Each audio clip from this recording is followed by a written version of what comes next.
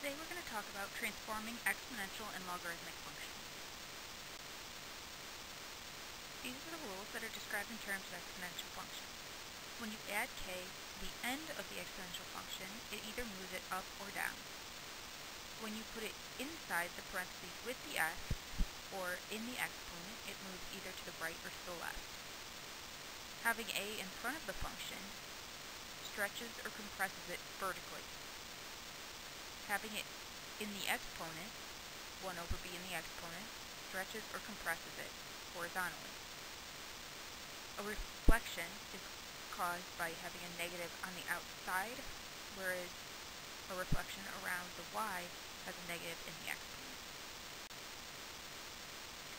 The equation that summarizes the table on the previous page is shown below. F of x is equal to a times 2 to the 1 over b times x minus h power plus k. Remember, a is a vertical stretch, and if it's negative, it reflects over the x-axis. B is the horizontal stretch, and if it's negative, it reflects over the y. H translates left or right, and k translates up or down. The parent function for the exponential is f of x equal to 2 to the x. The graph is shown below. So this is the graph that we would be translating right, left, up, down, reflecting, or scaling. To graph the function g of x equal to 2 to the negative x plus 1, we look at our function over here, and remember that a is going to do a vertical stretch, b does a horizontal stretch, h translates left or right, and k translates up or down. So here we have no a, we have a negative b, negative 1 for b, and we have k as positive 1. That means that when we graph this, we're going to reflect around the y-axis,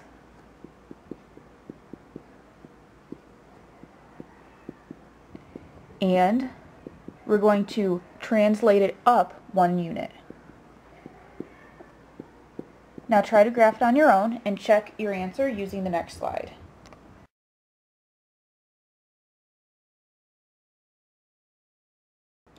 For the function f of x equal to 2 to the power x minus 2, we only have something right here, which, corresponding with our equation, is an h. So we have h equal to positive 2. Remember, this is minus h, so a minus 2 means h is positive. So that means when we do this, we're going to translate 2 units to the right. Go ahead and graph that and then check your answer with the next slide.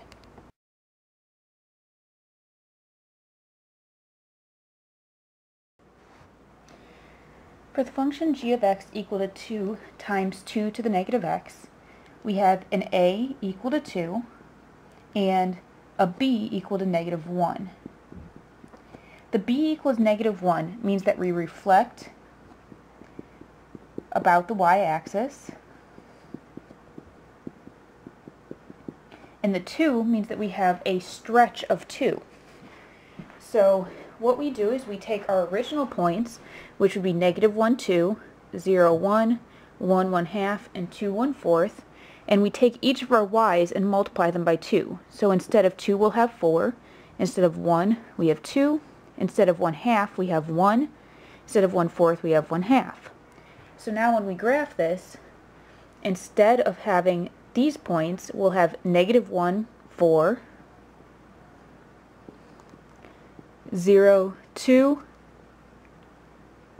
1, 1, and 2, 1/2. And those will be the points that we graph to find the vertical stretch.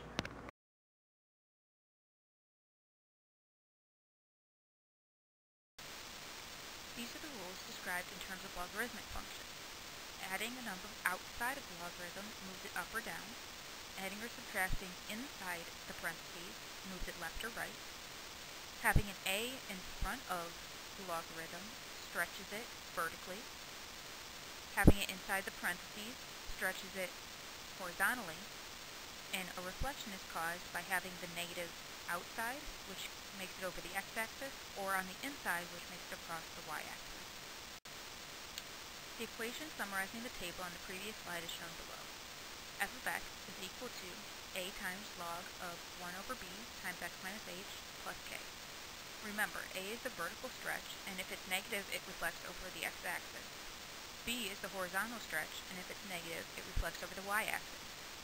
H translates left or right, and k translates up or down. The parent function for logarithmic functions is the common log, f of x equal to log of x. Remember, log has base 10 if there's no base written. The graph is shown below. It includes the points 1, 10, and 2, 100. Here we want to graph the function g of x equal to 2 times the log of x plus 3. So first we see that a is equal to 2 and that h is equal to negative 3, because this is the same as x minus negative 3. Negative and negative makes positive. So we want to have a scale factor or a vertical stretch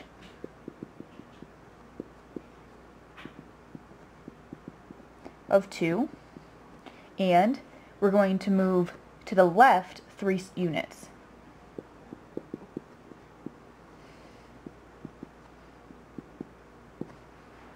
So if we move to the left, or have a vertical stretch of 2, that means we want to take the previous points and multiply all of the f of x's by 2. So instead of negative 1, we'll get negative 2.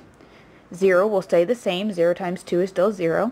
This will become 2, and this will become 4.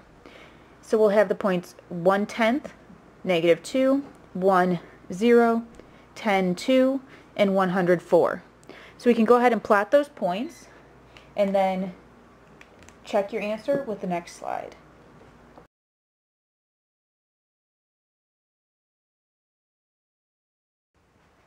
Here we want to graph the function g of x equals 5 times the log of x minus 2. Here we have 5 for a and negative 2 for k. This means we're going to vertically stretch it 5 units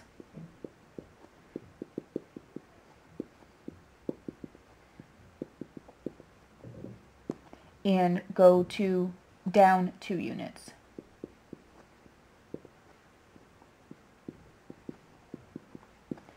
Okay, so go ahead and try the vertical stretch for yourself this time. And we're going to go down 2 units and then check your graph with the next slide.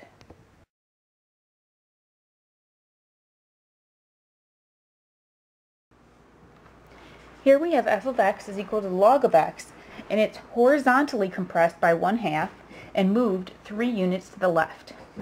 A horizontal compression is b, so we have b equal to 1/2, and it's moved 3 units to the left. Moving right and left is h, and moving to the left makes it a negative 3. So now we take our equation from up here, and g of x will be equal to, a is 1, so log of 1 over 1/2 times x plus 3, and there's no k. So now to simplify this, we get g of x equal to 1 over 1/2 is the same as 2, so this will be log of 2 times x plus 3. And that's the equation that transforms log of x when it's compressed by 1/2 and moved 3 units to the left.